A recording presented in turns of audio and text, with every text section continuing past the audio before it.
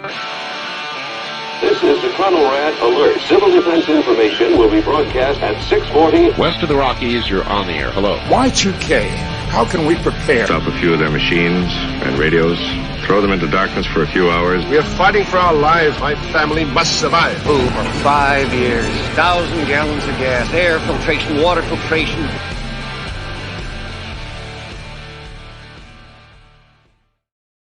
Coming at you from the frozen tundra that is East Central Alberta, Canada. Streaming live on YouTube, Facebook, Twitter, Twitch, Telegram, Rumble, and Odyssey. Welcome back to the workshop where we create community, find freedom, promote preparedness, and share success. I am Toolman Tim. Today is February the 18th, 2023, and this is episode 258 of the Workshop Podcast. So how is everyone? We had a pretty decent day here today. Not super warm, but not super cold. A little bit of unexpected snow. We got a hodgepodge of an episode coming up for you tonight. I'm quite excited, but the real question is, what am I drinking? Hello, Farmers Kind of Life. Amy Dingman, good to have you. And Byron Roberts. So, this evening, I pulled out Wild Turkey, Rare Breed, Barrel Proof Bourbon. That's what I'm sipping on this evening. If I can get a good picture of it for you, there we go. Get a couple of announcements out of the way, and then we're going to have a good little chat tonight, guys. I spent the day painting. I realized I got it all over my hand still, so it's been a good, productive day. I hope you got lots of shit done, because I know I did today. Okay, tomorrow is Workshop Radio. I'm looking forward to it. It's going to be fun. We've made a few tweaks to it. It's going to be 4 hours long. We're going to have live host segments, Nicole and I, in between the two episodes, or in between the segments. We got some fun ones. I got Jack Spirko, John Willis, Paul Wheaton, Tag. And then a bunch of other creators all mixed in there. It's going to be a lot of fun. So tune in tomorrow, 3 to 7 p.m. Mountain Time on my YouTube channel or Nicole's. It will be there. Number 2, I have said this, and I will continue to beat a dead horse. You know, they always say if you beat a dead horse, all you get's a bigger mess. Well, in this instance, it's a good mess, because if you're not part of the Telegram group, come by and join us. We've got 176 members in there right now. People who love to share, who love to build one another up, who love to answer questions and give constructive feedback. They're the experts. They're the cool people. So come by, hang out. Excuse me. And if you're not used to Telegram, or you just are like, I don't need another social media platform, hang in there. It's worth it. This is the place. There is something special. Somebody asked me the other day, if you had to give up all social but one, not even a question, it would be Telegram. So come by and join. If you're looking for a way to support what I do, the Patch of the Month Club is the way to go. patchofthemonth.co. So you get a patch. Hey, Chicken Hawk Farmstead, always love seeing you in here on Saturdays. So patches, you get a 2x3 Velcro morale patch every single month in the mail. You get added to a super secret email list. $10 a month, $100 a year. It is a way to get value for what you pay for, and you know, it's a good way of value for value exchange. And finally, I've mentioned this, but I'm going to be speaking at the Thrivalist Fair in Addy, Washington, May 28th and 29th. That's 60 miles north of Spokane. I'm quite excited. It's a one-day drive for us, so we can get down there, and then we're going to go look at the old haunts of Kurt Cobain and that sort of thing, where the grunge scene. Afterwards, we're going to go to Seattle and enjoy ourselves. But I've had 3 different people message me and say, hey, Tim, where is that? I think I might like to come. So if there's enough interest, I'd love to have one of the evenings, a workshop get together, either like a barbecue or a sit around and sip bourbon around a campfire, whatever it happens to be. But if there's even 1 or 2 people that are interested in coming, why don't we do that? I'd be game for it. If you're looking, the tickets are cheap. They're either $30 or $50 for the entire weekend. There's camping available on site. So anyway, if it's something you're interested in, reach out and I will give you some information. So with that, let's have our first sip of bourbon of the evening. That is smooth. Boy. All right. So let's start out. Tonight we got all of our regular Saturday night segments, plus I've got some prepper lessons thrown in the middle. I'm quite excited about this episode. The weekly workshop. So for those who are new to the workshop, I call it the weekly workshop, but it usually only gets done every 2 or 3 weeks. It's basically where I outline the shit I've got done this week. There's a couple of reasons for that. First, keeps me accountable. It lets you know that I'm staying busy. But, I love to share. I find I get motivated when I hear about other people getting out and doing shit, whether it's Nate and Aaron with the rabbits or Amy braving the icy ground to go get the eggs from the chickens. I love hearing about what other people are doing. And so I share what I'm up to because I always learn from others. So you say, Tim, what have you been up to? Well, to be absolutely honest, these last 2 weeks have been almost nothing but straight daycare renovations. We opened the upstairs on February 1st or 2nd, whatever the first Monday was of February, and we were supposed to be done. But, well, you know how it is. The health inspector came and did our inspections and said, hey, you need to paint those bathroom stalls and you need to get rid of the carpet upstairs, which the carpet we kind of expected. So today has been a good day. My son-in-law is back down. Him and his father are doing all the flooring. Man, don't I love not having to do flooring anymore. This is just wonderful. But it's just been a lot of stuff. IKEA furniture, hauling out. The most fun I've had in a long time, and Becky can attest to this, but I absolutely love demolition. They said, I read this one time, that individuals, a predominantly male occupation, but individuals who work in demolition have the highest level of job satisfaction you're going to find. And there's a reason, because when you start and at the end of the day, you can see exactly what the hell you've done for your job. So I decided that I was going to pull out I've told some people in the group, but the upstairs at the daycare the whole thing's a former church. So of course there's a stage up there. And from a distance, it doesn't look too tall, but it was 24 inches off the ground. And when you have kids who are barely 24 inches tall and they decide they want to jump up on the stage and then jump off the stage, well, guess what? Real quick, it's not a cool thing to do. So I realized that I needed to tear it out. So I mentioned it to the wife because, as you know, if I mention a job to the wife, well, then that makes it official. So I mentioned it to Becky. And she liked the idea too. I had to reroute a couple of wires, but the great news was when I got under there, 95% of the wires had already been disconnected and cut off by the electrician. So it was just old wires hanging in there. So it made it pretty good. It was I used just a hammer and a pry bar to do it all. It was fun. Took me about a day and a half. And so now we're laying floor where that was. What else? Oh, IKEA furniture. If any of you guys have followed the workshop for a while, you know I'm not the biggest IKEA fan in the world. I love making money from assembling IKEA furniture for other people. I hate going through the maze that is IKEA, and I hate assembling stuff for the house. So when Becky said, hey, hon, I bought you a dresser to put together for the daycare. Okay, where'd it come from? And she said IKEA. Well, you can imagine. Anyway, I've got to say, maybe I'm dumb. I didn't realize that IKEA made real wood furniture. This is one of the nicest dressers I've ever assembled. It took me somewhere between 4 and 5 hours to put together. But when it was done, this thing feels, I don't want to quite say like a family heirloom, but it feels a hell of a lot better than any of that presswood bullshit that they normally have. So yeah, keep an eye out. Now, it wasn't cheap, and it came in 3 very heavy boxes, but when I was done, I had something substantial that I needed help to get onto the truck and over to the daycare. So if you're looking at IKEA, apparently there are different levels of quality that they sell.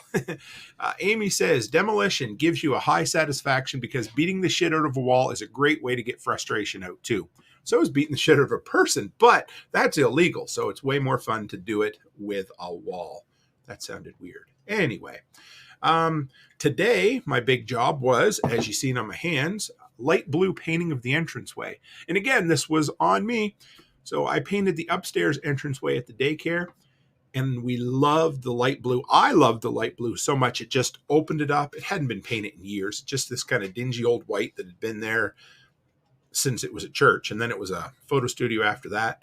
So I decided, hey, you know what? It's time to paint the downstairs as well. Because we've been open 2 years. I thought, yeah, it's getting beat up. And then I realized nothing had been done to it when we moved in.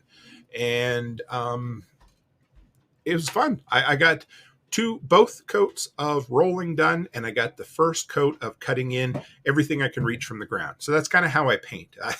I roll everything first, then I cut in everything that I can reach with 2 feet on the ground, and then I finish off with whatever I can cut in, what I need to cut in with a ladder. Now, the downside to this is it's going to require an extension ladder up over the stairs to finish. So that'll be tomorrow. So as long as I'm on the workshop radio tomorrow, you'll know that I didn't slip and fall. So tonight we're playing Never Have I Ever with Chicken Hawk in the comments. He says, never have I ever been to an IKEA. I believe you. And for those of you out there who have never graced the halls of IKEA, don't worry about it. It's overrated. My tonneau cover fell apart. Bought a brand new tri-flip tonneau cover. Went to open it up, and the tri-flip, the third flip, completely let go. And it wasn't a cheap tonneau cover, so they're sending me out a new one. Don't be afraid to call companies if you spend hard-earned money on something and it falls apart. Enough said. Took a first aid course. I was excited. I needed to have it to be able to work in the daycare, which I do anyway, but I was due to upgrade renew my first aid.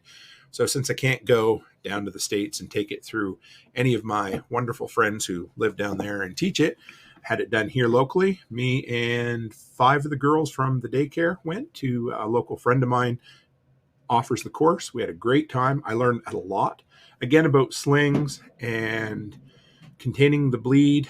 Actually, I was really impressed with how pared down the Red Cross course is now. So when I went before, you got this book that was like 1.5 inches thick, and they tried to cover everything under the sun, and they just couldn't. And I showed up this time, and they've revamped the course, and the course looks, the textbook is more like a mini magazine now. And it was great because it's like the highlights. It's the shit you're actually going to need on 95% of the time. So we had a great time. We got it all done in a day.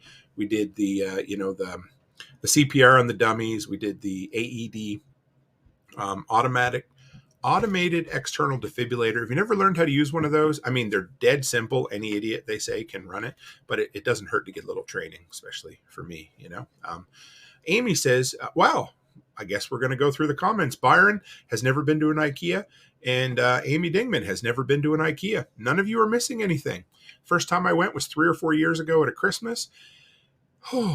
And it is designed to keep everyone in there. You look at the map, and it looks like, if you guys have ever watched the TV show Searching for the Oak Island Treasure, the map looks like that. Basically, they've circumnavigated the entire island 17 times, dug 14 holes, and still haven't found anything. And that's how looking for the exit in IKEA is. You can circumnavigate the entire thing. Boy, you can definitely smell the Swedish meatballs, but to try to find an exit, to pay for something, or even worse, leave without buying anything, anyway, calm down, Tim. You get the blood pressure going.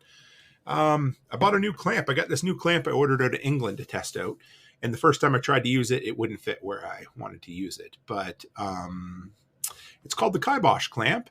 And it's basically just a quick release clamp that you can slap down on a pinhole leak in plumbing just in case. I'm excited about testing it up just a little bit more. Utah Mike, this is very similar. He says, IKEA is my wife's favorite, but not mine. Funny how that is. It's also my wife's favorite, but not mine. So I feel you, brother. And Amy says the setups of the store sounds like a nightmare. It is. Like, it's just this big, wide open warehouse, except that every section is set up like an open room in a home. And you have to go like this and like this. It really is bad. My cousin Roy, I love him. He's one of the funniest family members I know. Warned me for years to never step foot in there. And I didn't listen to him. So we ended up getting there. It was fun. Enough said. I got a multimeter in the mail. Some Chinese company sent me a message and said, hey, we'd like to send you a couple of our $10 multimeters. I'm like, okay, sure, why not? So, but when it showed up, I got to tell you, so far, it looks like a much better multimeter or multimeter than the $10 price tag would kind of infer. So we're going to test it out, see what it is, do a couple of short videos on it, show you guys what I think. But yeah, for $10, the thing, it's substantial. It has a nice bright LED backlight. Everything feels well built about it. Hey, look who we have. Civil Defense Canada coming in with the deep thoughts on IKEA. And they're not wrong here. Civil Defense Canada says IKEA and Costco use a treasure hunt style layout where you are forced to look at things you don't want to, and they mix things up to make it hard to find, so you buy stuff you didn't intend to. Yes, thank you for putting words to my thoughts. That's exactly what it is. Even the map looks like a treasure hunt map, and the emergency exits, everything are intentionally obfuscated to keep you disoriented. It's kind of like the whole thing they do at the casinos in Las Vegas. You can kind of walk around and, hey, no problem at all to find the VLTs and the slot machines, but to find a bathroom, it's bad enough. But to find an exit once you're in, heaven help you, you're all in trouble. So that's this week in the workshop, or the weekly workshop, depending on what I decide I'm going to call it this week. But yeah, so that's the stuff we've gotten done. A lot of shit done in this area. It's been good. It honestly will be nice. We bought a rental, 2 rentals actually, for almost a song. And all of the rentals we take care of for other people are at 100% capacity. And I've had 2 messages looking for other rentals recently.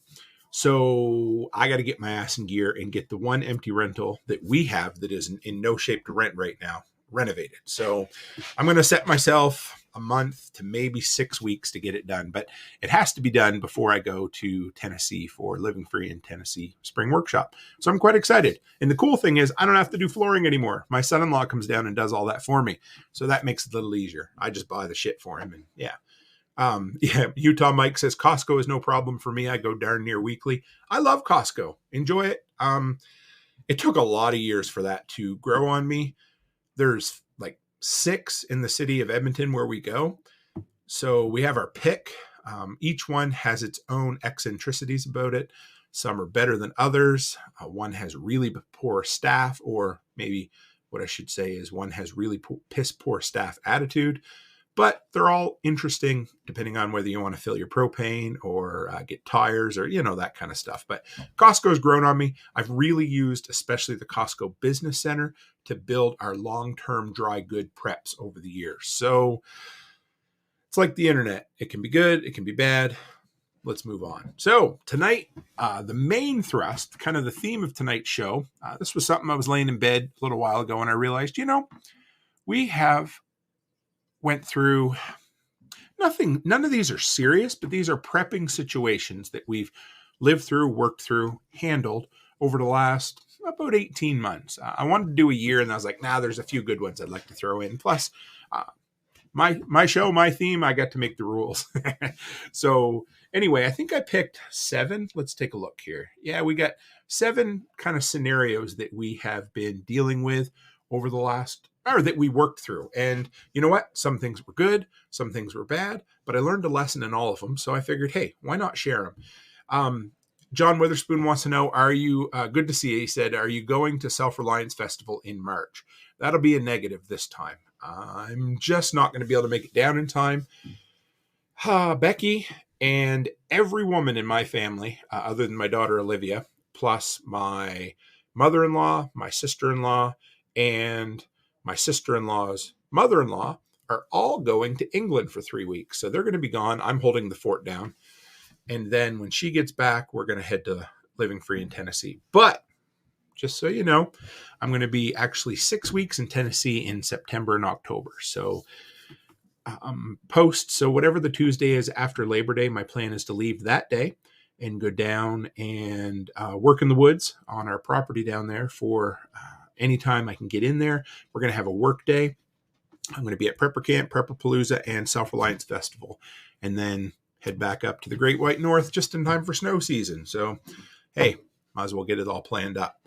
So the first of the 7 prepper situations that we dealt with over the last while was the Rogers outage. Now, some of my American friends heard about it. Some of them didn't.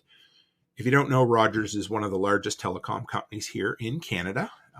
We really just have an oligopoly. Boy, Tim, you're using big words tonight. Basically, that's where 2 or 3 companies have a monopoly over the whole system. And that's what we have here. Hey, Chris Dixon, good to have you. So it just so happened Mom and Dad were out here for the first time. They've never flown. Oh, sorry, Mom has, but Dad had never flown. They were here. I had them down in Calgary. That's a 4-hour drive away from home. We wake up in the morning. I had $100 in my pocket, so $100 hard cash on me and 3/4 of a tank of gas in the vehicle, which is a good prepper, 4 hours away from home, and that's what I had. We woke up.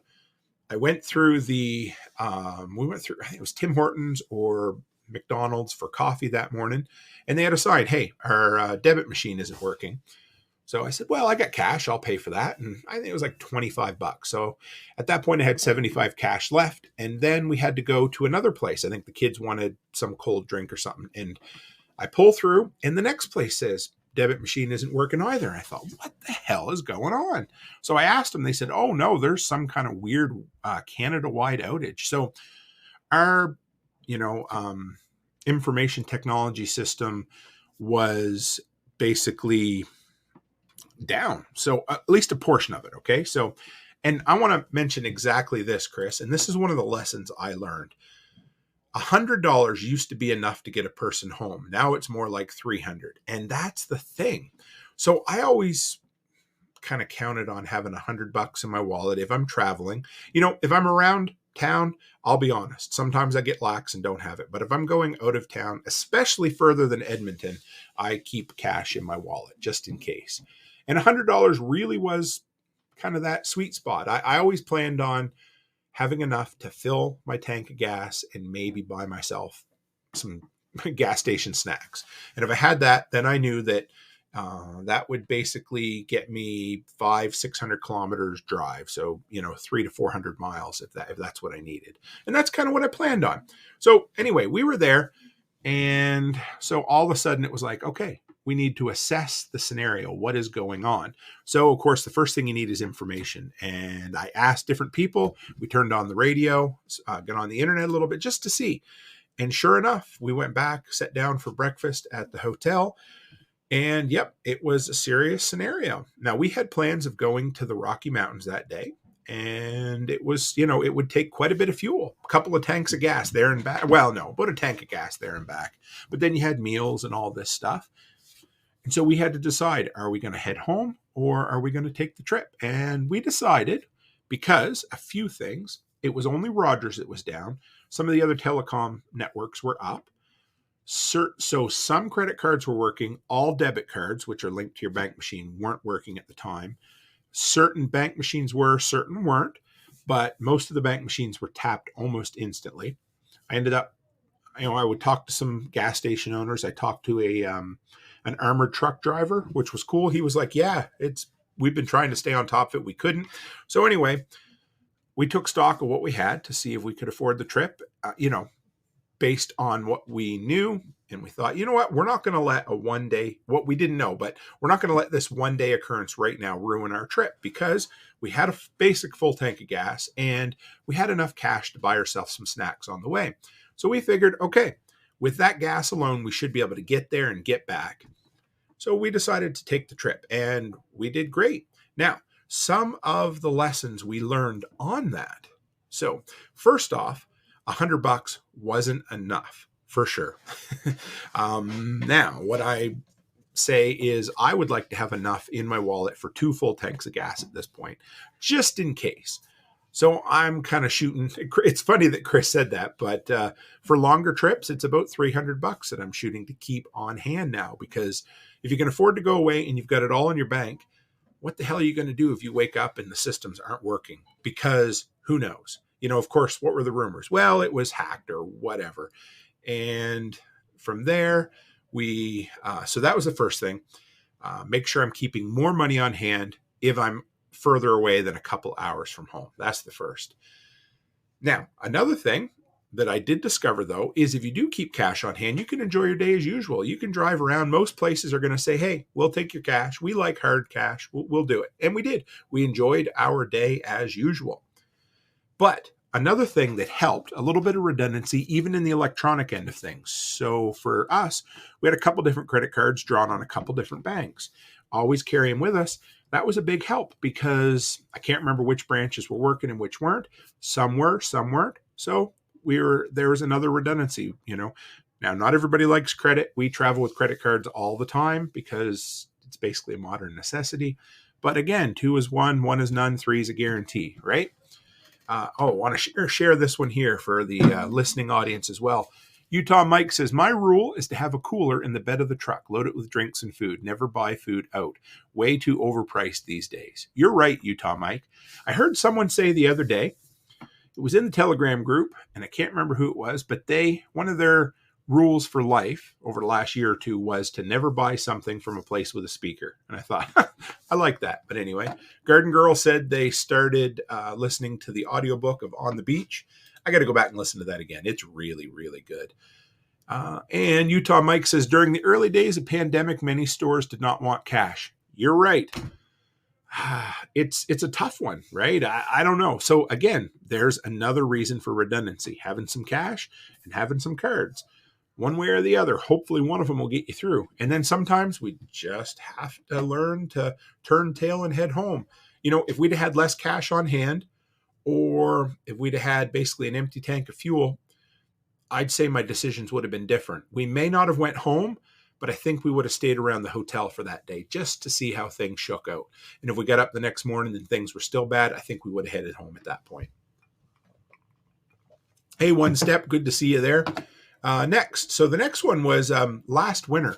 We had a bout of freezing rain that was really bad, and it was in January. So here's the thing, guys. Typically, a winter here, when it warms up, so if it goes from minus 25 and the frost is set into the ground really hard, and it warms up to a balmy minus 5 or even minus 8, what happens is that change in temperature between the thermal mass in the ground and the air temperature, of course, you've got that transfer. I don't know which law of physics that is, but it basically sucks the cold out of the ground. Now, the air is still below freezing, and what happens is you get this beautiful little sheen of frost all over everything, and it grows with the days. So it just keeps, it looks like it snowed, but it hasn't. And you can't shovel it off. You can't blow it off. You basically need to brush it off, but that's whole. Anyway, so we were dealing with that, and then it warmed up enough to rain in January, which, where Chris Dixon lives, is something that happens up here. It's very, very rare. Anyway, everything was coated in an absolute sheet of ice. My in-laws lived 10 minutes out of town. The girls, Becky and her sister, were at the daycare. And it happened. Barrett was at his family's, like where his mom and dad live, which is just out of town as well, but it's a nasty hill. So we, again, had to take stock. Like, we were fine because we're only a block and a half away from home, so we could walk or drive home. But the in-laws, they needed to make arrangements. So my brother-in-law stayed with his parents because even his truck wasn't getting up Hader Hill. My sister-in-law and the kids come over, and we had an old-fashioned sleepover. It was a lot of fun. We had memories on Facebook the other day. It reminded me of that. So the things that we learned out of that, it was just completely unexpected for us. We're used to handling snowstorms. We're used to handling, out of the blue cold snaps, long-term cold snaps. But what we're not used to dealing with is ice rinks on the streets here. Streets, yes, highways, no. And it happened twice last winter. So sometimes shit happens and you need to roll with the punches. So a few things that I learned for that: keep lots of friggin' traction on hand, whether it's salt or sand, whatever it happens to be. And then sometimes you just have to choose to stay in, shelter in place. So they talked about going home because it's only 10 miles, and they figured, hey, we could probably make it. Well, when you go out, when I went up to get a little bit of fuel that night and the goddamn salt truck was in the ditch, you knew things weren't good. So I'm glad they stayed with us. We offered. Also, be prepared to shelter people in place for things like this, especially family, right? And yeah, just one of those things. But also, especially in the wintertime, we always have, we have like the grab and go bag that we're going to take to a hotel, but we also have a really, really pared back, socks and underwear, prescription pills, and maybe, I think it's a battery bank in the floor storage of our truck. So having just a little extra in case something like that happens never really hurts, right? Chris says we've dealt with that this year. People were ice skating on our streets. I believe it. And Garden Girl said we had this year in North Texas. Luckily, we were ready. Kids were out of school for 4 days. I don't know if it's just me, but it seems to me that I've seen about 4 occasions this year where you guys have had ice in Texas. So now maybe I'm just following it this year and didn't notice other times, but yeah, it's crazy. So the next one we had, and this is going to be the craziest. And again, this was a little bit out of ordinary, and Dixon will know a bit about this, but we had frost on the power lines here. Now you might thinking, well, yeah, Tim, it's friggin' frost. That doesn't mean anything. Well, here's the deal. When you have 3 straight weeks of ice frost, basically ice fog in the air, and it starts to collect, that gets really, really heavy. So as I was heading to my brother-in-law's shop one day, we have the kind of the high power transmission lines that run along the highway, and I looked, and they were sagging halfway to the ground. Now, over the next few days, we started getting power surges here. So the lights would dim, they'd go up and down. And Becky called me. She's like, we need to call the electrician. I said, no, it's not that. It's the frost on the lines. So that wasn't too bad. But a few of the towns around us ended up losing power for 24 and 36 hours simply because the frost built up on the lines. Now, what can you do about it? Not much, because it's frost. Anyway, we don't normally get 3 weeks of that. We usually get maybe 3 days of it. It got so bad that normally it collects, like a half, I don't know, like an eighth of an inch on chain link fences. Well, this time the chain link fences had turned to a full sheet of frost. It looked like if you left the door open to an old freezer for years or weeks or months or whatever. So yeah, but have backup power. But also pay attention. So if you're driving around, now, of course, this doesn't necessarily pertain to Garden Girl in Texas, but the lessons still work. But pay attention to that kind of stuff. So if frost is building up, just say, oh, you know what? I better be ready. There's if frost is building up on the lines, maybe I ought to haul the old tri-fuel generator out, warm it up, and make sure it's running really good, right? The next one was through 100%. Do you guys ever look at something and think, that's not a bad, or that's a really bad idea? And then what do? You go ahead and do it anyway. Well, that was me. I have a bank property that is way off the beaten trail. It's all boarded up now, but I still have to check on it occasionally. And I pulled up to it one day and it had some snow in the driveway, like quite a bit. And I looked and I thought, you know what? If I get a good running start, I can plow through that and get up by the house. Now, here's the thing. My lazy ass could have just pulled off to the side of the road and hiked in. Now, but when I say hiked in, what I really mean is 30 steps from the side of the road. But I looked at that and I thought, nah, this old truck will make it through. Well, what I didn't realize was a plow would come through and beat up a big, I don't know, like a big pile. I don't even know what to call it, but it was a hard ridge of snow that you couldn't see. But it was just where the snowplow had gone. And it was just high enough that it was taller than the undercarriage of my vehicle. So what I did was I put it in 4-wheel drive, but you know what they say, commit or eat shit? Well, I ate shit because I didn't commit. I got up over that ridge that I didn't see. And as soon as I get into the soft snow on the other side, I broke through and I was high and friggin' dry right on that hard ridge of snow. Now, what was the good things? Well, it was a beautiful, warm, sunny day. But what was the bad things? It's in the literal middle of nowhere. No one was around. I had to come up with a solution. What did I have in my truck? I had a little bit of traction sand. I did have a shovel. I did not have a tow strap at that time. I had some ratchet straps. But I didn't bring my boots with me because it was a beautiful sunny day and I thought, I'm not going to need my boots. So thinking back on it, that's probably a big reason why I didn't want to, pull off and walk in the snow, but that's neither here nor there. I was stuck for about an hour and a half digging. It was not an easy proposition. I ended up had to go find a bucket. I went up into the garage where there was no snow on the ground and dug up a bunch of gravel from the garage floor, put it under my tires, went and got some plywood, put the plywood under the tires that I scrounged out of the old home.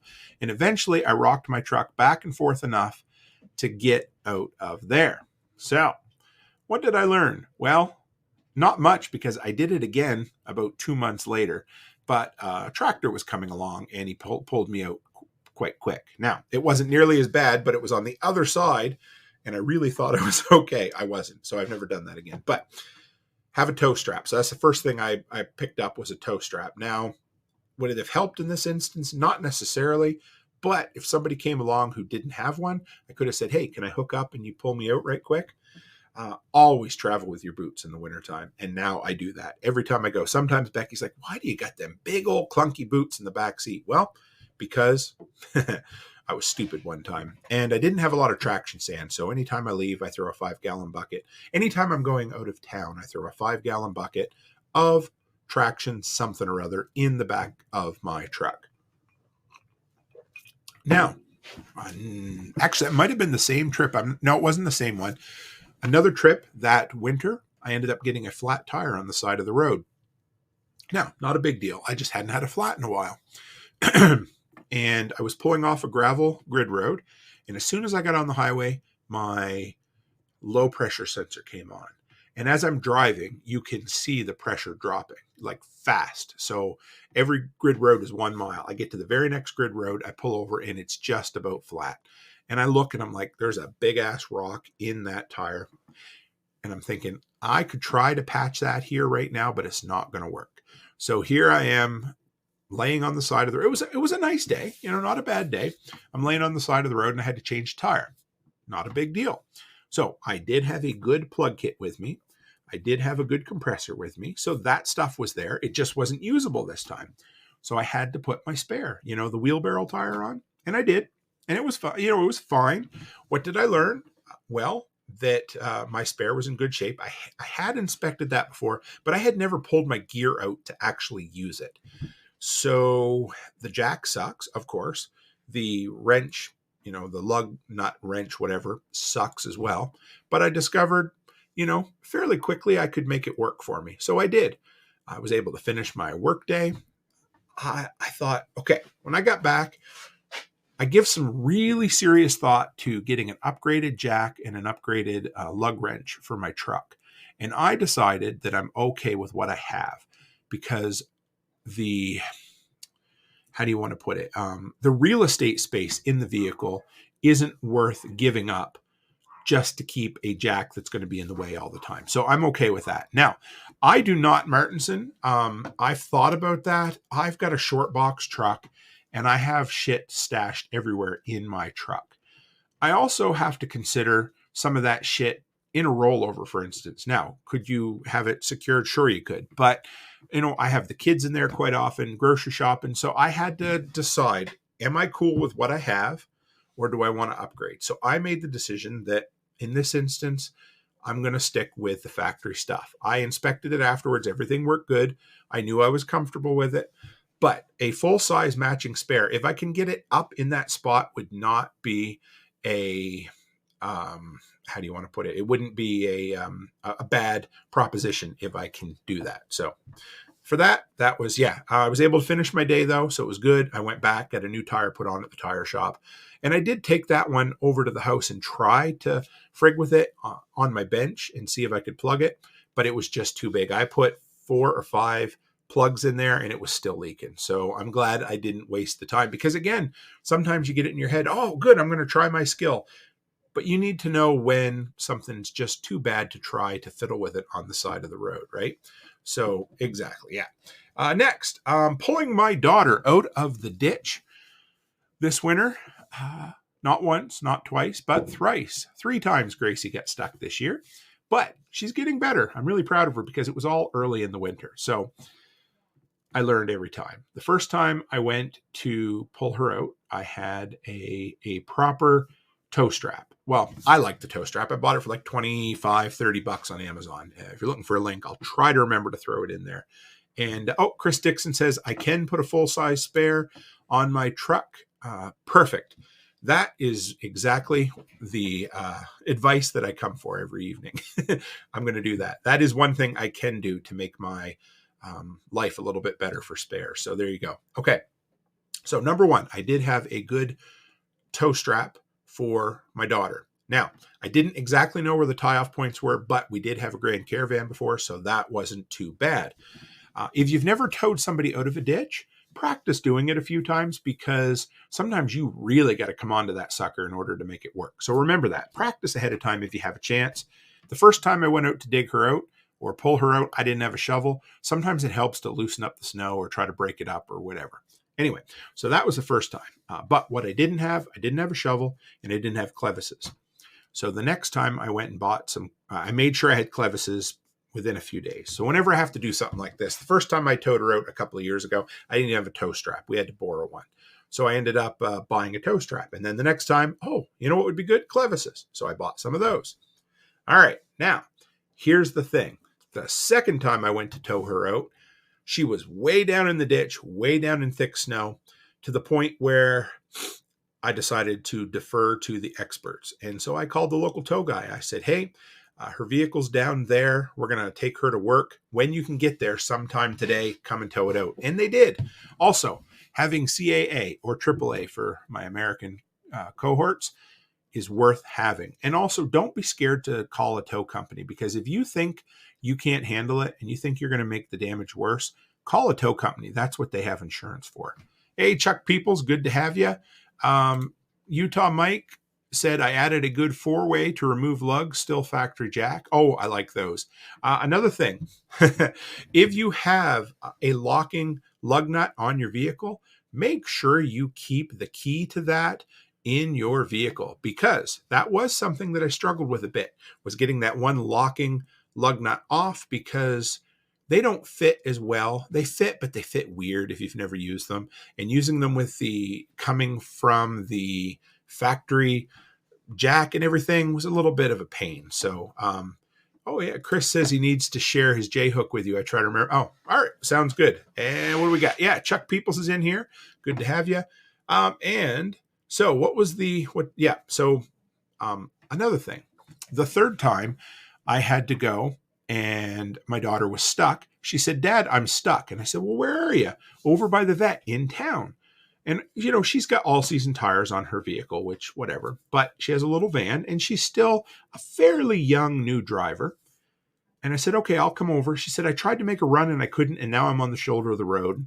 Sometimes calling old dad is a better idea than making a bad situation worse. Yeah, that's what I'm trying to say. So I go over there, and she's just kind of high and dry just before getting up over the hill and going into the intersection. Now, it's not a very big, hill at all, but everything was an absolute sheet of ice, and she was just stuck there. Like, she couldn't go forward, and she panicked. And so I said, well, sweetheart, why didn't you go backwards? She said, I did. I went backwards. I got a run, and then I ended up getting stuck again. Well, what she didn't do, and these are a few things, if you don't know about this, if you ever need to make a run in a really slippery situation, first off, back up. Don't be afraid to back up a long ways. Get comfortable backing up hills, down hills, all of that. But what you want to do is you want to get on flat ground, and you want to get on, hopefully, some sort of traction. Now, in most scenarios, the shoulder will give you more traction than the road. So remember that. But also remember, the shoulder's a lot closer to the ditch than the middle of the road is. So she was just backing down a little bit and then trying to get a run from the existing hill. So she wasn't able to do it. So I hopped in her van. I backed the thing up, maybe 200, 300 yards. And I got her right up and out of there. And she was kind of impressed and kind of pissed. And anyway, so I took a minute after I busted her balls a little to inform her of how to do that next time. So hopefully, teach a man to fish, that whole thing, right? So anyway, from there, the last one was coming back from Tennessee last year. You heard my story about this, but losing my data on the interstate. So the entire time I was in, you don't necessarily think, well, yeah, you do, but a cell phone connection, a data connection is definitely a good solid prep. Now, here's the thing. I was fighting with my Canadian telecom company the entire time I was in the U.S. And I've told you guys this story, but don't take their first answer as the gospel. Don't even take their third answer. But here's what it was. Every 2 days, I would lose data because they were charging me. I know I've told the story before. I might have the number wrong, but it was somewhere in the ballpark of about $85 every 2 days for data in the U.S. Basically 1 gig. And when I'd run out, they wouldn't even taper it. They just shut it off.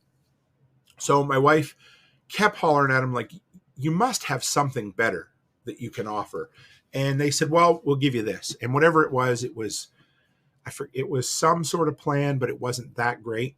But it was supposed to keep my dad on all the time. So we were paying for it. And I'm, excuse me, sorry guys, I'm halfway from Tennessee to wherever my stop was that night. And I all of a sudden have no data. They completely, the tofu, the prices are horrible. But here's the thing. This is where I lost out on this. I should have done a lot more due diligence before I left for the U.S. Chuck, you are right. Ham radio is a good backup. So here's the thing. I have my iPhone. It's all I had with me. So I was using my Google Maps as my GPS. That had a lot of room for failure. I even considered before I left, I'm like, you know what? My only way of navigation is GPS on my phone. I'm not sure I should live with this. I need to come up with a better solution. And then I thought, you know what? I'll get to it. And if I say I'll get to it to myself personally, it means I'm probably never going to get to it. So I pulled over. I looked for a payphone. They didn't exist anywhere, of course, because it's not 1998. It's 2022 at the time. I couldn't even send text messages anymore. Just like, I don't know if I was in a weird spot, whatever. Anyway, so I pull over. I try to find some Wi-Fi. I'm trying to steal Wi-Fi from like a McDonald's, a taco joint. I can't get real good Wi-Fi. So obviously I can't make phone calls to call the company. So I send a couple of text messages through Wi-Fi to my wife, and she's like, hang on. So I was on the side of the road for about an hour. She finally gets me. There was a few things that happened, but basically what it was, they put me on an unlimited plan, and it cost me like $5 more a month. And now my data, which is good in Canada, is also good in the U.S. Why couldn't they do that to begin with? Because they wanted to spend money, right? So everybody has lots of good suggestions here, and there's a lot of good mix here that you're all hitting it on the nose here. Because I was stupid. Here I am, a prepper, and I'm talking about being prepared, and this was a huge failure on my part. Well, we learned, right? That the only mistake is the mistake we don't learn from. Chuck says ham radio is a good backup. Tofu says paper maps. Chuck also says paper maps in a separate GPS unit. Mike says prepaid phone in the U.S. Father-in-law uses it all the time. Great idea. And Chuck says burner phone. So here is what I came up with to start with. So, of course, as soon as I got home, I bought myself a beautiful spiral-bound atlas paper map for the entire North American continent. Something I wanted to do or thought about doing before. So I now have that for long trips. Number two, well, the next thing I made sure is that I now have my data situation figured out. I also found out that being a Canadian, traveling through, they don't always play nice with towers. But the nice lady on the phone told me that if I go in, I can manually select which carrier I want my phone to work with. So I did that, and then she says, you'll be able to be opened up to a bunch of different towers. So that was my problem. It was looking for a single type of tower. So I fixed that as well. I also started taking screenshots of my directions, something I didn't do before. So that's number three. Now, if I'm going to spend a bunch of time in the U.S., I probably will end up getting some sort of U.S. phone. But those are the three things that I'm doing and have done to make my life better. Again, redundancy, because it really sucks when you're on the side of the road with no communication and no way to get a hold of the people that can help you with communication. So we figured it out from there. So that's where I'm heading. Now, something which was kind of cool. I've had this theme of this show planned for a couple of weeks now. And I woke up today and I checked out my memories on Facebook, because other than promoting Toolman Tim's workshop, the only other thing I do is look at my memories on Facebook at this point. Whatever. I'm not pissing on Facebook. They do enough of that themselves. But today was the 19th anniversary of White Juan. And you might think, who is White Juan? Well, he was an interesting individual. No, actually, he was a hurricane strength blizzard that we had in Nova Scotia 5 months after Hurricane Juan.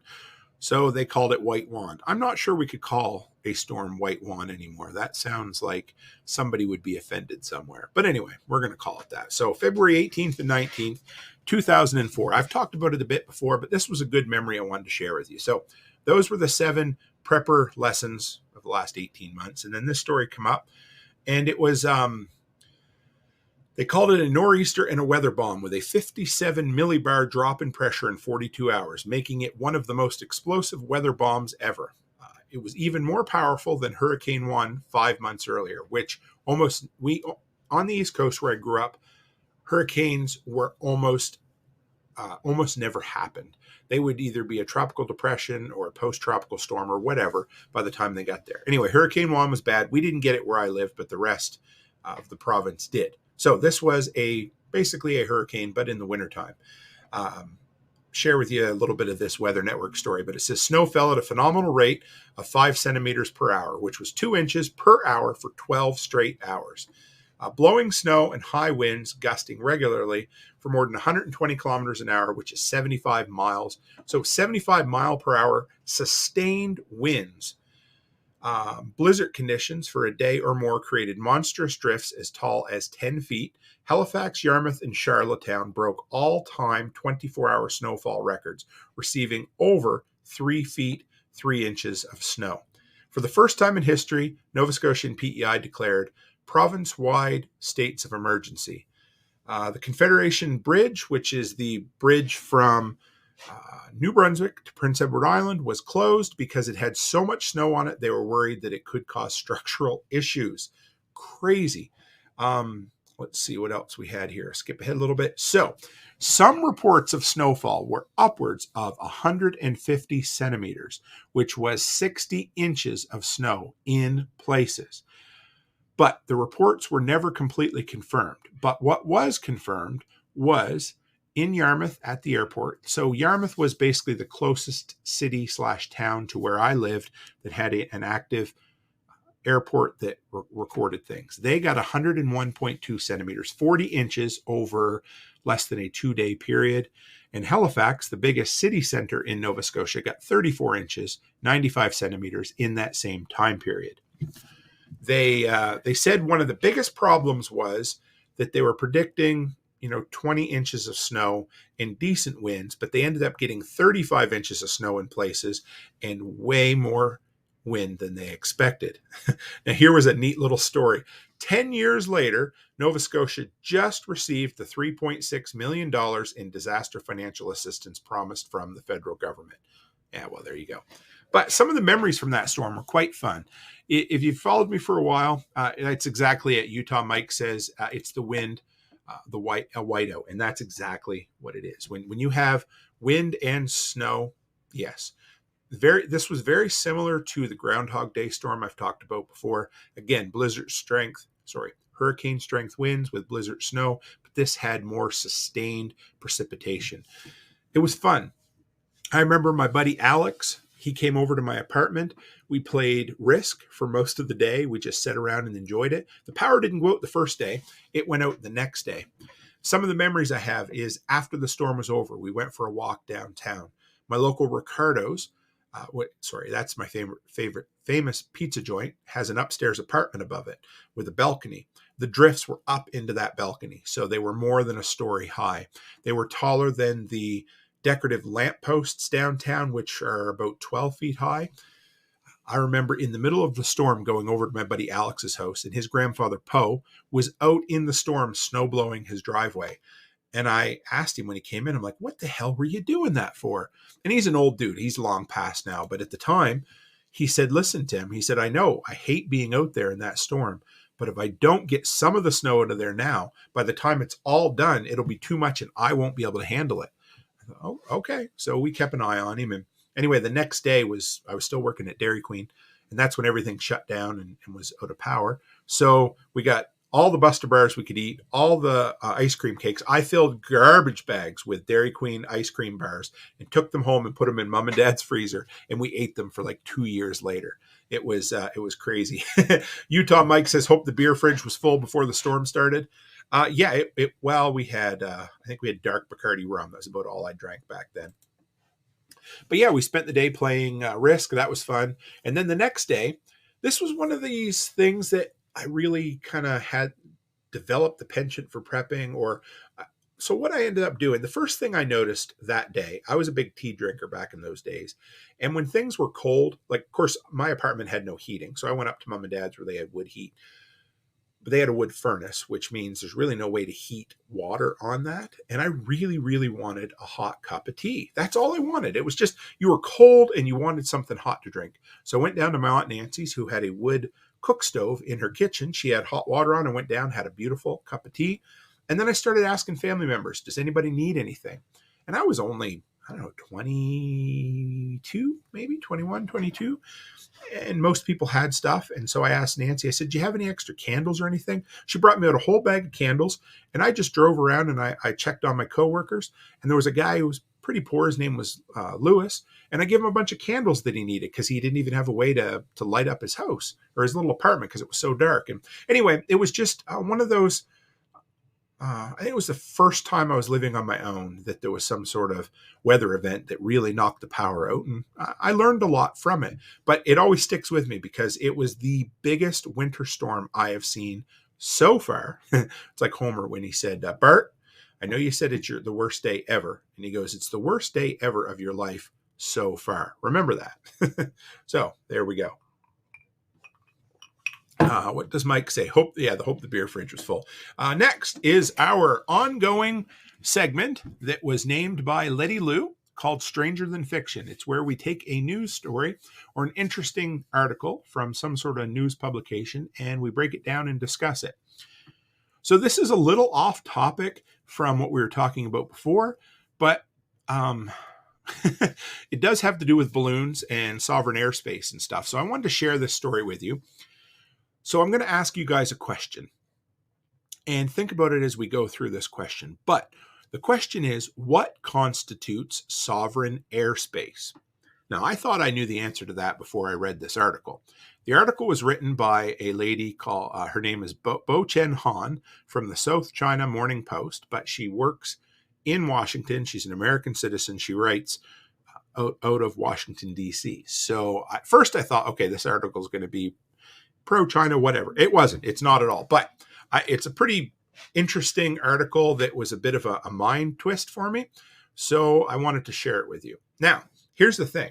You know, in the old movies, they always say, oh, once you get to international waters, you're safe. The laws no longer apply. Well, that is one thing. But so this article, before I want to start, I want to talk about the international waters first. And so there is boundaries for international waters. 12 miles and in is considered territorial waters. That means that from 12 miles in, you are bound by the laws of that country. 12 to 24 miles are a gray zone called contiguous waters.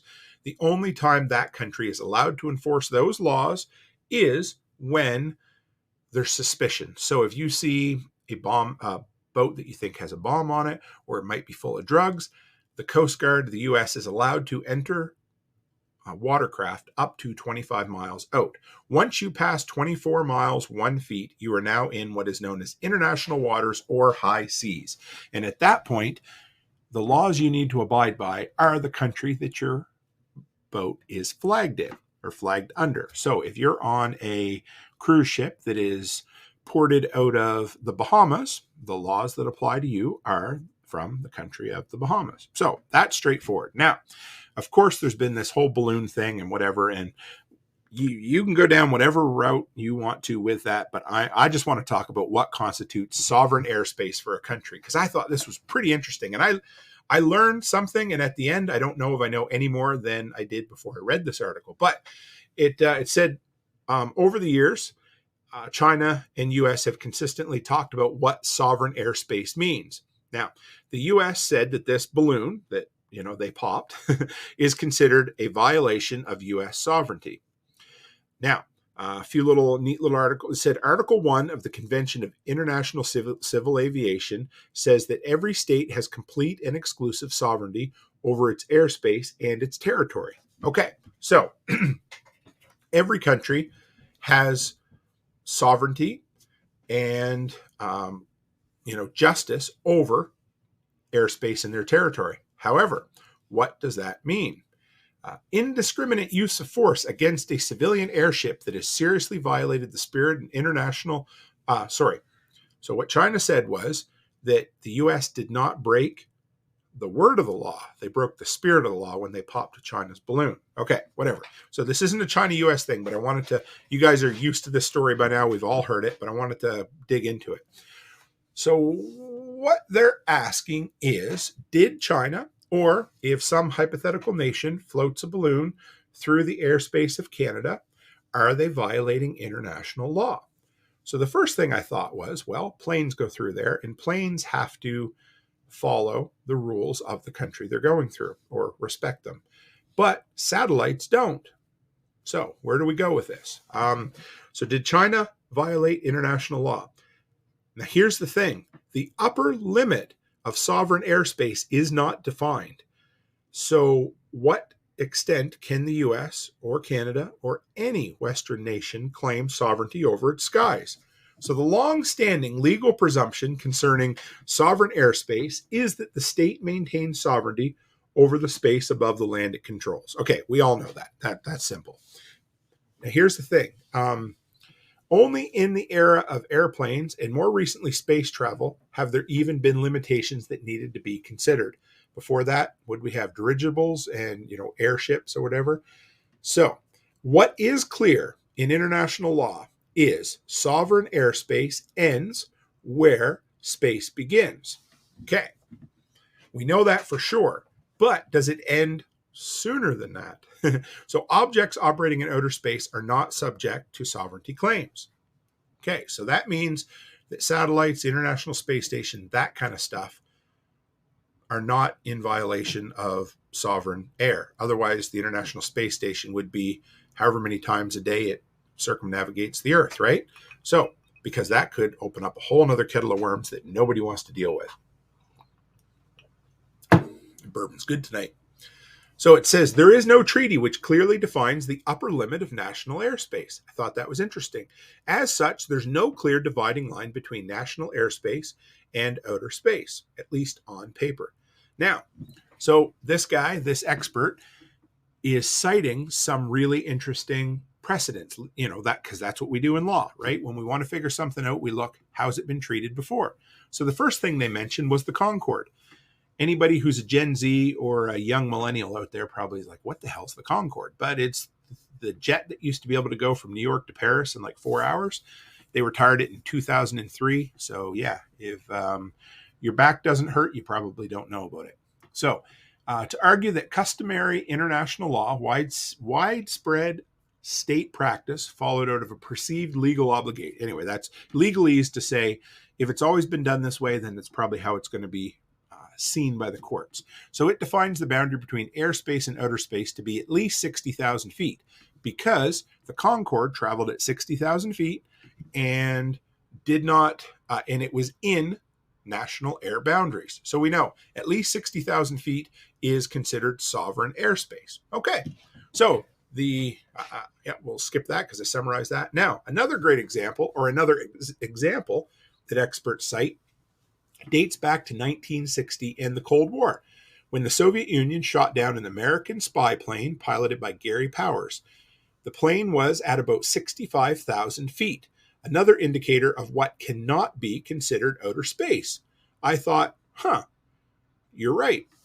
And Tofu said, well said. If your back doesn't hurt, you probably don't know about it. It's true. I don't think I can take credit for that, but I've heard it before. So some legal experts contend that the boundary cannot be more than several kilometers or miles lower than the Kármán line. So the Kármán line is 100 kilometers or 330,000 feet above the ground.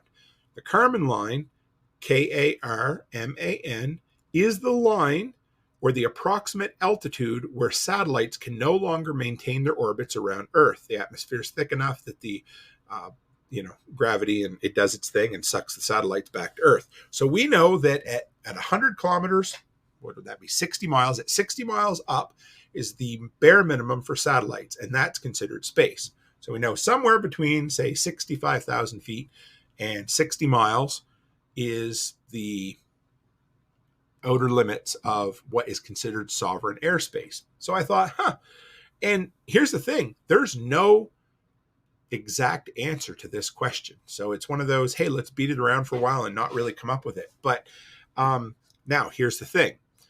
Balloons can reach no higher than 100,000 feet. That means, of course, that that's 30 kilometers. So that's about 1/3 of where satellites cease to be effective. So that means that balloons are well within the reach of what is considered sovereign space, I think. The experts say the legal threshold of outer space could not be much lower than the Kármán line, since the objects that space law is meant to govern for satellites are speaking of things that are in orbit.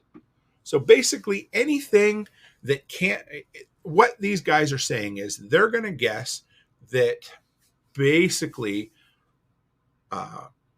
legal jurisdiction over your own land is just below the line where satellites drop off. So around 100, what did I say it was? Around 100 kilometers or 60 miles up, 33,000 feet.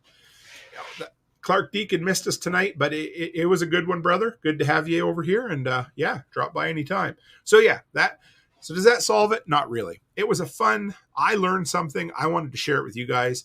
Anybody who's listening in the audio, especially over on, any of the platforms, but if you want to get back to me and say, hey, guess what? This is my opinion on this subject, then absolutely, I want to hear from you because I like this story. And of course, I learned something from it, so I wanted to share it. So let's close up with dipping into the nail bag. And this is the newest segment. I've only done it a couple of times so far. But, of course, the nail bag is just a funny way of saying the mailbag. So if somebody sends me an email or I get a question on social media, we're going to tag it on and call it the nail bag because I like that. I like plays on words. So the question is, hey, it's time to teach my son how to take care of the front and back grass, trees, bushes, etc. I'm looking to buy into a battery-powered self-propelled lawnmower for this. Of course, I would likely want some hedge and tree trimming tools as well, and the rest eventually. I would rather buy all the same brand and have battery sharing. This is what I mean by an ecosystem. There are so many brands out there and many reviews. Many reviewers appear to be on the take. I've seen that as well, right? I find similar reviews almost copy and paste from a press release. Not super reassuring. It will also help if the maker has good tools with common batteries, as I am switching from my old-fashioned corded drills and saws to batteries someday. This is not crucial, however. I hope this is enough info for you and appreciate you sharing your thoughts regarding this. So this is not an easy question. The first thing that if anybody's followed me knows is that I'm more a proponent of picking a battery ecosystem, picking a battery platform and sticking with it than I am of any specific platform. Now, I joke all the time. I love my yellow and black. I love my DeWalt. And part of the reason that I'm a DeWalt guy is because 3 Christmases ago, when I decided it was time to upgrade from my little tiny 12-volt Milwaukee drill that had suited me really well, and my daughter's still using it, my wife bought me a really nice drill driver combination kit from DeWalt. And so from that point forward, I decided I was going to be a DeWalt guy. Simple as that. That's really all there is to it. So here's the thing, and this guy knows this, but I love to share this information anyway. First off, it's more important to pick a platform, not which one you want to pick. But there's a few questions that you can ask yourself to maybe help solve this question a little bit. But first off, do you have an existing platform? That's a gimme. If you already have even one tool, a DeWalt drill with DeWalt batteries, well then, there you go. There's your answer, because all of the platforms are decent. All of the platforms are pretty good. So if you're already on one, just stick with it. You can always get adapters if you see a tool that Milwaukee makes that you're like, I'd like to try that. Just get yourself a $20 adapter on Amazon and go from it. But this gentleman does not, so let's move on. Next is, are you a home or business owner? So again, if you're going to be using this for business, you're going to want high quality, more expensive tools. If you're a homeowner, you might be able to get away with some of the lesser brand names. So we're going to talk about those brands in a minute. Utah Mike says, I picked the yellow tools a long time ago. I stay because I own so many batteries. And that's the case. And you have to. So why not, once you've picked a battery ecosystem, stick with it. How important is warranty? So are you worried that something's going to wear out or you want to have it replaced? Most of the companies have decent warranties. DeWalt's kind of the lowest warranty. Milwaukee's better than that. And then, of course, Ridgid has the lifetime warranty on their batteries and whatnot. So they're worth it. But then, again, how important is price? What kind of pockets or budget do you have for this kind of thing? Because, again, if you go with the middle of the road tier or middle of the road brand, you can probably buy more stuff than if you went with Milwaukee so let's talk about those brands, because that's the big thing, is figuring out what brand you might want to get. And so, Civil Defense says, this is what I'd like to mention. I'm investing in Ridgid, lifetime warranty on all products, including batteries. They just launched an outdoor line too, homeowner grade plus. I'd say so perfect for most people. I didn't hear about that yet. I got to check that out. I mean, I knew about the lifetime warranty from Ridgid. And whenever I go into Home Depot and I look at the Ridgid tools, I'm like, they're really well built. You pick them up, they feel substantial in your hands. Now, I haven't used a Ridgid product per se in like construction or anything, but I like the fit, form, and finish of them. They look nice, and that warranty is kick ass. So for homeowners, that's a great idea. So here's the thing. This gentleman is talking about yard care cordless gear first. So the first thing we'll get out of the way is, even though we know most of our normal battery brands, you get your Makita, Milwaukee, all of those, Stihl, and I don't know about Husqvarna, but I'm familiar with Stihl or Stihl, depending on how you want to pronounce it. But the company is STHIL. They have incredible cordless gear that works almost as good as gas-powered stuff. But the problem is their selection is limited, their price is inflated, and their batteries are, they're only ever going to work on Stihl gear. So I really, Stihl or Stihl or whatever you want to call it, I don't think they're an option for any homeowner. I've never bought into their stuff because even there, you've got this limited ecosystem of tools that are, hey, I need a weed whipper, a handheld blower, and a push mower. That's really most of what they have. I think they have a chainsaw and stuff as well. Utah Mike, you're reading my mind in my notes. So Stihl, I would say don't even worry about it as a homeowner. I think they're overpriced. I've always said that about their stuff. And I'm especially saying that about their latest backpack blowers. I paid $1,000 a piece for the 2 backpack blowers I bought from them. Now, are they powerful? Hell yeah, they are. But they got this assist on the pull start that allows you to pull start it while it's on your back once it's warmed up. It's nice. I rarely use it, but it's fallen to pieces in 2 years. And the first one fell apart in a month, and the local guy wouldn't go good for a warranty on it. So I'm letting people know. Anyway, here we are. So the next thing you want to look at is you want a good selection of yard care equipment. But for me, I also want to make sure that that same battery platform is good for everything else. And so the top of the line, the 3 top ones right now, of course, are Makita, Milwaukee, and DeWalt. All 3 of those are what you consider top tier tool and battery designers and distributors. And they have great lines of tools, and they have great lines of yard care gear. And if you picked any one of those, you're not going to be disappointed. The only thing that might be a little bit disappointed is your purse strings, because the old larder might be a little less full if you go with one of them, because their prices are really steep. So what's a great step down from that is, and you guys are going to love this, of course, Ego, Ryobi, or Ridgid. Now, even Bauer from Harbor Freight, I would almost put them down one more notch, because they don't have near the selection, and they're not quite they're honestly a step down from them, but they're really good for entry-level stuff. But if you want to look at it, so Ridgid has a great warranty. Ego, oh my God, I drool over their stuff. I actually I talked to Lowe's about getting a sponsorship, and I got signed on. I've talked about this, and anyway, it turned out you couldn't get it for Canadian.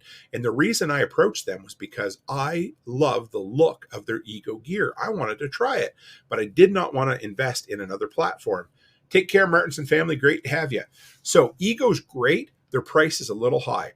I would say right now, and who mentioned it a minute ago? Somewhere in here, somebody said Ryobi.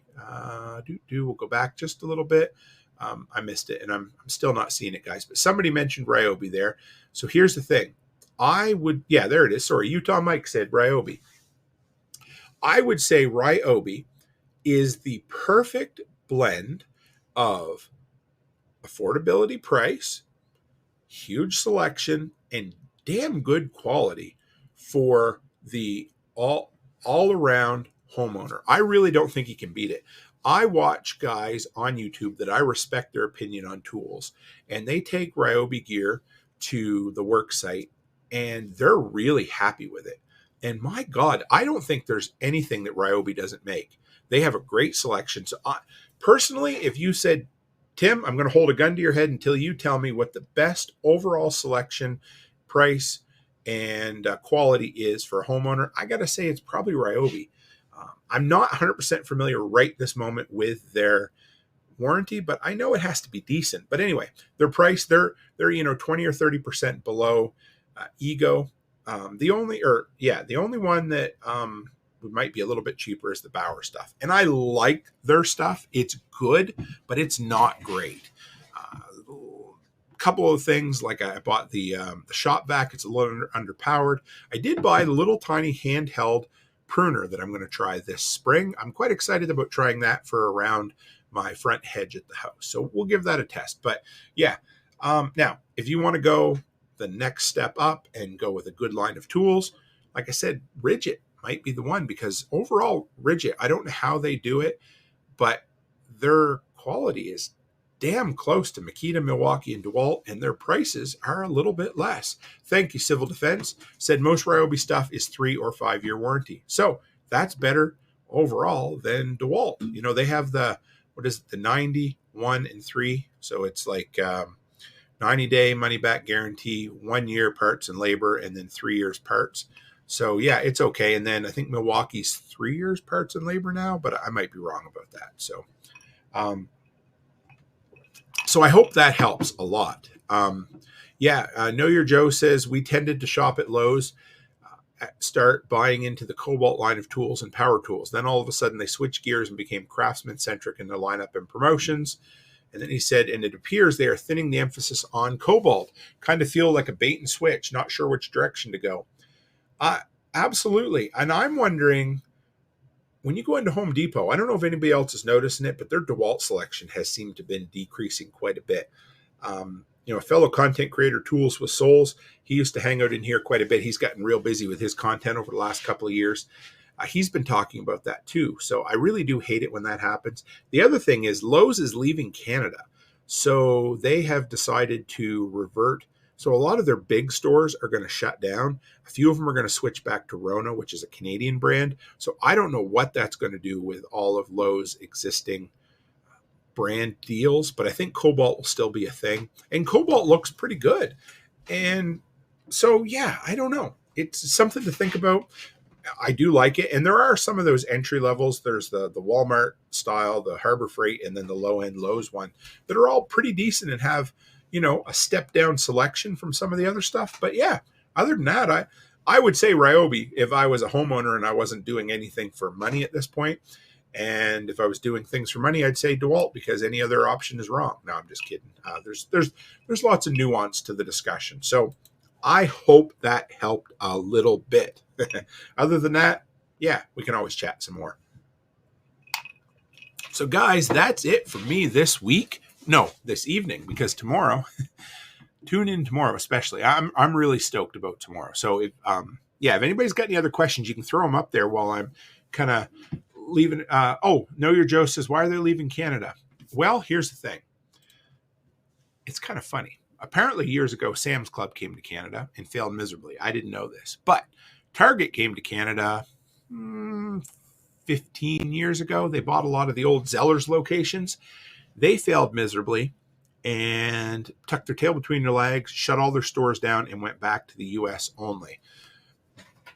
So it's one of those scenarios where when an American company saturates the market in the U.S., they think, well, what's the next reason for, or why? Okay, when they saturate the market, where do we go next? Well, we've got a market that's 10% our size. Let's go to Canada. The problem is that we're 10% the size in population, but twice the percent of size in land mass. So you have all these really concentrated population centers that are super far spread apart. So it creates real issues for ongoing supply management, things that Canadian-born companies have grown up with. And yeah, there you go. Chris Dixon says not enough population. And that's what it comes down to. So when times are good, the companies come up here and they're like, yeah, let's do it. And they're fine. And then all of a sudden you head into a recession or a bit of an economic downturn. And they're like, shit, we're spending 3 times to 4 times as much on distribution in Canada for 10% of a population or of a market share or a market growth. Not going to work. So that's what ends up happening. That's why some of the smaller, more spread apart the country brands do well, like Home Hardware, like Rona. And Chris Dixon says on-time delivery fails in Canada because it's just this whole nother insaneness about it. You know, it's like taking kind of that open Midwest area and then just stretching it out like crazy. So that's the big problem, is that American companies come to Canada with the American distribution mindset and think we're going to make a go. And then all of a sudden they're like, shit, this is really weird. And they're like, you know, it's fine for a while, but when times get tough, they're like, okay, off we go. So what they did was, hey, pledged patriot. Hey, great to have a new face. Just found your podcast. Love it. Keep it up. You are very welcome to the workshop. Great to have you. And if you're a Telegram user, come by and join our Telegram group, because it is absolutely the place where we all sit around and chat. But I'm not sure if you are, but I'm going to grab the Telegram link because I try to throw it up there once a show anyway. So anyway, Lowe's came in and they bought out a long-standing Canadian brand that is Rona, or partnered with them or whatever. That's the local. They would be similar to True Value in hardware and that sort of thing. So they bought that out. They melded together. They closed a bunch of Ronas, opened a few Lowe's, but Lowe's still don't have the foothold here that Home Depot does. So times got tough. There's a bit of a recession, or they're worried there's a recession coming. So companies start tightening their belt, and Lowe's is like, hey, guess what? We're going to sell our Canadian Lowe's division to a company that comes in and fixes failing or sinking ships. We're going to withdraw the Lowe's brand from Canada. We're going to go back to the U.S. with our tail between our legs, and you guys are cool to do whatever you want to do yourself. So that's what ended up happening. I'm not sure how far along in that process they are. There is a Telegram group for anybody who would like to come by and join. I always appreciate having you. So yeah, that's what happened. That's what's happening with that. And it sucks because I hate to see competition go. Because at this point, we'll just have the one big box hardware store in Canada, and that'll be Home Depot. Now you've got Canadian Tire, which has expanded and built some really, really big stores and footprints. You have a few home hardwares that are trying to go big box, but really all we're going to have is Home Depot at this point. So yeah, I don't know. It kind of sucks. It's kind of sad. What are you going to do? Chicken Hawk says, so great Canada ruined Lowe's. So we ruined Sam's Club, we ruined Target, and now we've ruined Lowe's. It's just that we are a breed all unto ourselves. And like I said, you know, you've got, if you look at it, I think it's 80% of our population is within 100 kilometers of the U.S. border. But everybody is contained in these, you know, very tight urban areas that don't have a ton of sprawl outside of Ontario. And then you have this great big country that has about 2 times the land mass of the US with 10% of the population. So it creates supply chain issues that a lot of tightly run American ships aren't used to navigating, and they get up here and they're like, oh, okay, there you go. Blame Canada. And Connor, hey Connor, good to have you, says Canadians brand loyal. Yeah, I wouldn't necessarily say we're brand loyal. It's just that, some of the companies that were born here and grew up here, it's like, when you build a company from scratch, like my wife and I with the daycare, we opened it in the height of COVID. We opened it when things were really, really shitty and things were really, really tight. But you opened it here and the local market, the ups and the downs, how to get through that kind of shit. And then say somebody from, I don't know, Edmonton decided, hey, we're going to open up. Edmonton's a big center, a big city. And they're like, hey, we're going to open up a daycare in your town. But they have no understanding of the local market, how things work. Well, there's a good chance they might open up and undercut you for a while. But long term, they're going to have a hell of a time adapting. So that's kind of what happens. It's just the nature of the beast that when a company is built and founded and grows up in a certain market, they have a good understanding of that until they go, Blockbuster or what looks like Netflix is now. So it can come back to haunt you eventually if you get too comfortable in your market. But overall, yeah, building from the ground up supply chains that are Canadian specific has just worked for us because, like I said, we're a weird country. Speaking of which, 1 year post, I think it was just the other day, was the 1 year anniversary from the when all the trucker convoy went to Ottawa. And whatever you want to say about it, I think the legacy was good because they forced the issue, and a lot of kind of legacy COVID legislature that was just sticking around ended up magically being repealed or overturned right around that time. So if nothing else, some people might say, well, they failed miserably. I don't think they did. I think they forced the conversation, and they forced a lot of politicians to say, well, here you go, let's do this.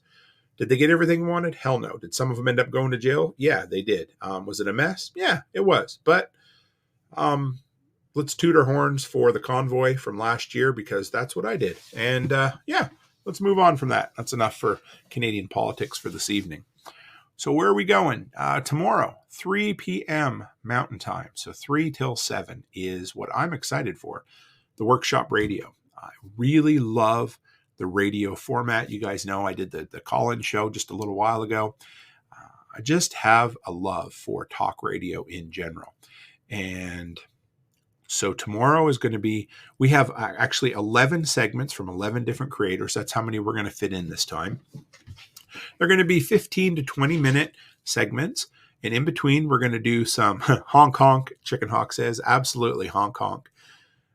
There is going to be 11 segments from 11 content creators, some really cool stuff, including Paul Wheaton's TED Talk, which I was honored to get. And then Nicole and I are going to do some live hosting before, during, and after, and it'll be a hell of a time. Now, if you can't tune in, no worries. I'm going to probably split it up into two-hour segments and put it into the podcast feed afterwards. But here's the thing. I don't want it to be something, it can be. If you've got the afternoon, you want to chill around and hang out and chat with some cool people in the live chat, great, go for it. But like I said, the tagline, Workshop Radio, the soundtrack to getting shit done. So what I want it to be is something you put in your AirPods while you walk around and chop firewood or work on your business, take the dogs for a walk, or just get shit done. That's what I want it to be. I want it to be playing in the background, inspiring the hell out of people while you go out and make the life you want to live. So that's what it is. And at the same time, we're going to bring together 11 content creators from a ton of different communities, and we're just going to build, and build. So that's it for me this evening, guys. I really, really appreciate you coming by. What a good crowd. I think we topped out at, I've seen 21 up there at one time. So for a Saturday evening in February, I really appreciate you. I can't wait to see a lot of you in person again. Darkwing Dave over on Twitch, holding down the Twitch fort for us. I appreciate it. Saw two new. Wow, I'm tripping over my words. Only had one glass of bourbon. 2 new names in here tonight. We saw Pledge Patriot on YouTube and Connor Newton on YouTube. Great to have you.